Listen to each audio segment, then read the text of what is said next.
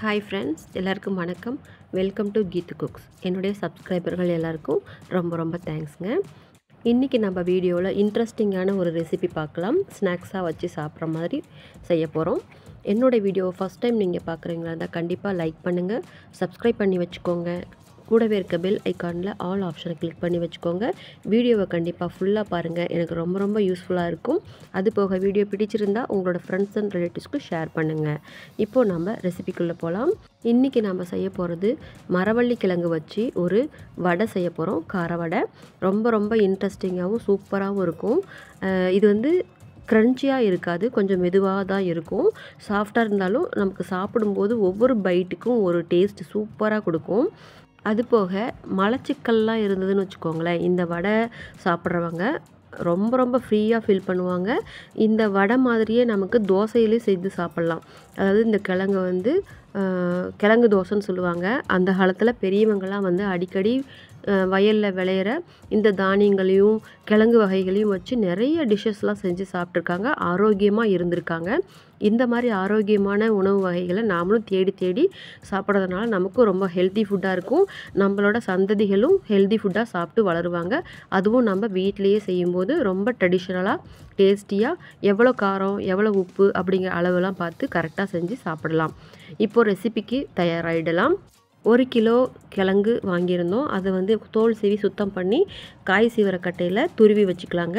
இப்போ அது வந்து 2 தடவையாக மிக்சியில் போட்டு அரைக்க போகிறோம். ஃபஸ்ட்டு ஒரு பகுதியை வந்து மிக்சியில் சேர்த்துக்கிட்டு கூடவே வந்து ஒரு அரை மணி நேரத்துக்கு முன்னால் ஒரு 100 கிராம் இட்லி அரிசி ஊற வச்சு அதையும் தண்ணி இல்லாமல் சேர்த்தாச்சு. காரத்துக்கு 10 வரமிளகாயை சுத்தம் பண்ணி அதையும் சேர்த்தாச்சு. ஒரு 2 ஸ்பூன் கல் உப்பு சேர்த்து நம்ம கெட்டியாக தண்ணி இல்லாமல் இது நம்ம அரைச்சி கொண்டாந்தாச்சு. இது ஒரு பவுலுக்கு சேஞ்ச் பண்ணிடலாம். இது வந்து ஒரே தடவையிலே எல்லா மாவையும் போட்டு அரைக்க முடியாது, அப்படிங்கிறதுனால தான் பாதியாக பிரித்தாச்சு. ஒரு போர்ஷனில் வந்து மிளகா, உப்பு அண்ட் அரிசி 3ம் சேர்த்து அரைச்சாச்சு. இப்போ இன்னொரு போர்ஷனும் அதே மிக்சி ஜாரில் சேர்த்துக்கலாம்.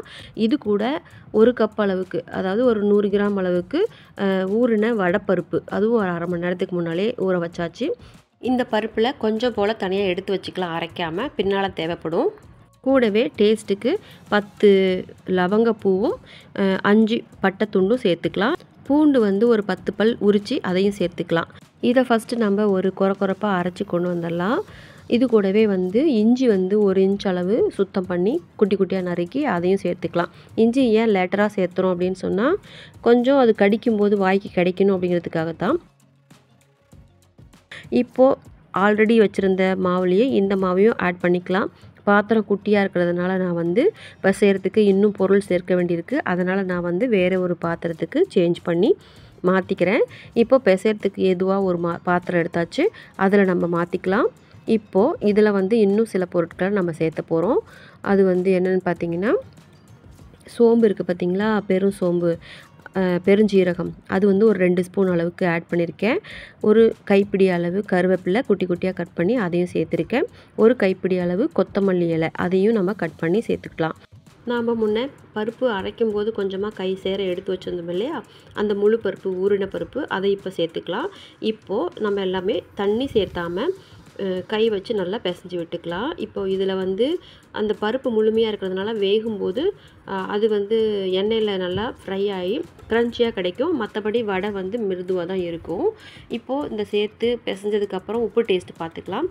கொஞ்சமாக கம்மியாக இருந்தது, நான் வந்து தேவைப்பட்ட அளவுக்கு மறுபடியும் தூள் உப்பு சேர்த்துக்கிட்டேன். இப்போது அதையும் சேர்த்து நல்லா கிளறி விட்டுக்கலாம். மேற்கொண்டு தண்ணி எதுவும் சேர்த்த வேண்டாம், இதுவே பதமாக கரெக்டாக இருக்குது. வடைக்கு நம்ம எப்படி உருட்டி வந்து கையில் தட்டி போடுவோமோ அந்த பதத்தில் இப்போ மாவு வந்து நல்லா பிசைஞ்சு எடுத்துக்கிட்டோம். இப்போ வெறும் மாவு கொஞ்சமாக எடுத்து டேஸ்ட் பண்ணி பார்த்ததில் உப்பு காரம் எல்லாமே கரெக்டாக பொருந்தி இருக்குது. கரெக்டான பதத்துலேயும் நம்ம அரைச்சியும் எடுத்துட்டோம். மசால் வடை செய்கிறது போலவே இதில் கொஞ்சமாக உருண்டை எடுத்து நம்ம உள்ளங்கையில் தண்ணியோ அல்லது ஆயிலோ நினச்சிட்டு நம்ம தட்டி போடுவோம் இல்லைங்களா, அந்த மாதிரி போடணும். ஆனால் மசால் வடையில் விளிம்பு வந்து ஒல்லியாக இருக்கும், நடுவில் குண்டாக இருக்கும். ஆனால் இந்த கிழங்கு வடை பதமாக ஈவனாக வேகணும் அப்படிங்கிறதுக்காக கையில் தட்டும்போது பார்த்திங்கன்னா சப்பட்டையாக இருக்கணும், அந்த மாதிரி தான் தட்டி போடணும். இல்லைனா வேகாத உள்ளே அப்படியே நின்றுக்கும். அதுவும் இல்லாமல் எண்ணெய் ரொம்ப அதிகமாக இழுக்கும். அதனால் வந்து ஈவனாக ஒரே மாதிரி சைஸாக பிஸ்கட் மாதிரின்னு வச்சுக்கோங்களேன், அந்த மாதிரி ரவுண்ட் ஷேப்பில் நம்ம தட்டையாக தட்டி ஒரே ஈவனாக இருக்க மாதிரி நம்ம போடணும். அது கொஞ்சம் நீங்கள் பார்த்து செஞ்சுக்கோங்க. ஃபஸ்ட்டு ஒரு தடவை செஞ்சு பார்க்கும்போது உங்களுக்கே புரிஞ்சிடும் இந்த வடையை இப்படி தான் தட்டி போடணும்னு சொல்லிட்டு. தப்பட்டையாக இருக்கும் தட்டு வடை மாதிரி. இப்போ வந்து நம்ம இது பொரிக்க ஆரம்பிச்சிடலாம். எண்ணெய் வந்து ஒரு கடாயில் விட்டு அது சூடானதும் பாருங்கள் கையில் வச்சு ஈவனாக தட்டி விளிம்பு எல்லாமே ஒரே சேஃபில் இருக்க மாதிரி இப்படி தட்டையாக தான் போடணும். இதே போலவே நம்ம அந்த வடை சட்டியில் எவ்வளோ வடை பிடிக்குதோ அந்தளவுக்கு நம்ம தட்டி ஒவ்வொன்றா விட்டுக்கலாம். இது வந்து பார்த்திங்கன்னா உடனே நீங்கள் கம்பி வச்சோ அல்லது ஒரு ஆப்ஜெக்ட் வச்சோ திருப்பியோ அல்லது எதுவுமே பண்ணாமல் டிஸ்டர்ப் பண்ணாமல் விடணும். அதுவே உப்பி மேலே எழுந்திரிச்சு வரும். அதுக்கப்புறமா நம்ம வந்து பரட்டி விட்டுக்கலாம். இல்லை ஒன்றோட ஒன்று மோதி இருந்தால் கூட விளக்கி விட்டுக்கலாம். ஏன்னா இது வந்து உடைய ஆரம்பிச்சிடும். இதில் வேறு எந்த கன்சிஸ்டன்சிக்காகவும் மாவோ இல்லை ட்ரையாவோ கடல மாவோ அரிசி மாவோ எதுவுமே நம்ம கலக்கலை. அதனால் இதை வந்து டிஸ்டர்ப் பண்ணாமல் விடணும். அதுவே எழுந்திரிச்சு வந்துடும்.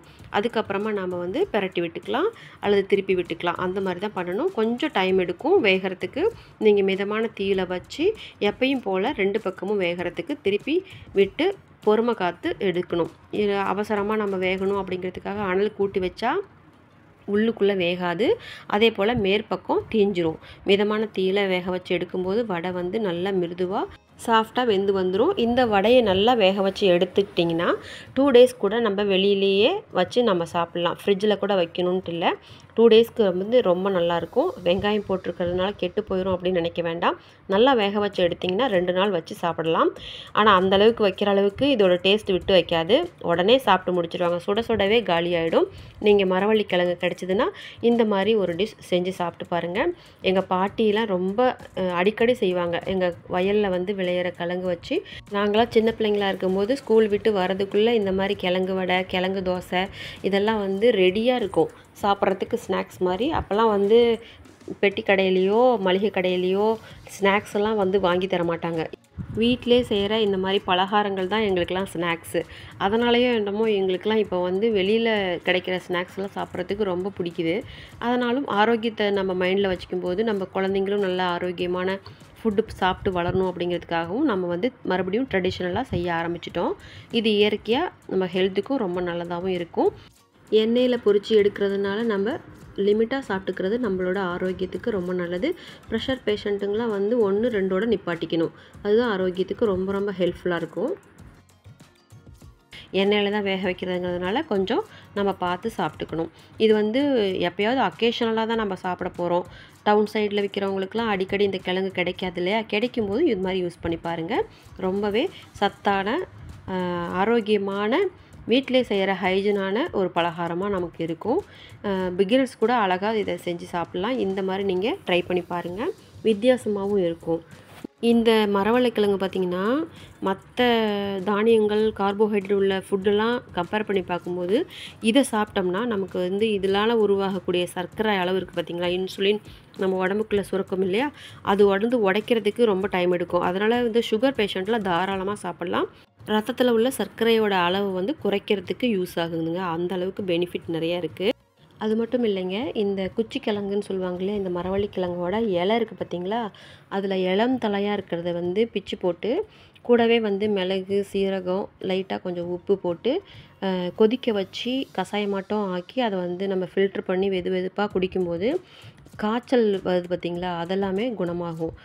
இந்த இலைக்கு கூட அந்தளவுக்கு பவர் இருக்குது, பெனிஃபிட்ஸ் இருக்குது. இதே போலவே இந்த மரவள்ளி கிழங்கை வச்சு நான் உங்களுக்கு இன்னொரு டிஷ் வந்து மரவள்ளி கிழங்கு தோசை செஞ்சு உங்களுக்கு நான் காட்டுறேன். ஆல்ரெடி இந்த மரவள்ளி கிழங்கை வச்சு நம்ம மரவள்ளி கிழங்கு போண்டா, மரவள்ளி கிழங்கு மஞ்சூரியன் அதெல்லாம் செஞ்சுருக்கோம். நான் அதோட வீடியோவோட லிங்க்கு நான் இந்த டிஸ்கிரிப்ஷன் பாக்ஸில் கொடுக்குறேன்.